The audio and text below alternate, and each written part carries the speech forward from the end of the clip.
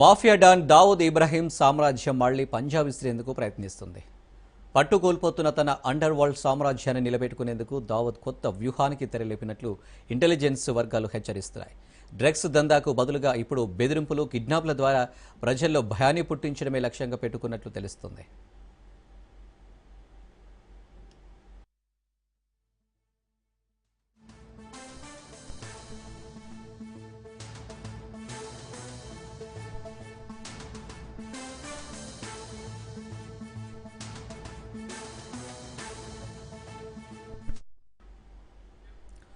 ఈ కొత్త వ్యూహంలో భాగంగా మహారాష్ట్ర, రాజస్థాన్, గుజరాత్, ఉత్తరప్రదేశ్, మధ్యప్రదేశ్ రాష్ట్రాలపై దృష్టి సారించారు. పేరున్న వ్యక్తులను కిడ్నాప్ చేయడం, ప్రముఖులను బెదిరించి భారీగా డబ్బు వసూలు చేయడం ద్వారా డబ్బు సంపాదించడమే కాకుండా ప్రజల్లో తిరిగి పాత రోజుల్లోని భయాన్ని సృష్టించాలని చూస్తున్నట్లు అధికారులు చెబుతున్నారు.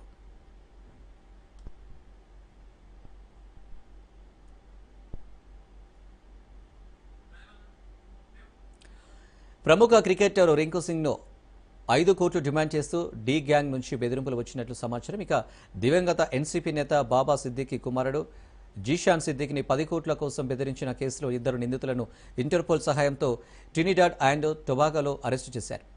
ముంబై క్రైమ్ బ్రాంచ్ పోలీసులు కూడా దావూద్ ఆదేశాలతో నడుస్తున్న పలు ఎక్స్టార్షన్ ముఠాలను ఛేదించారు.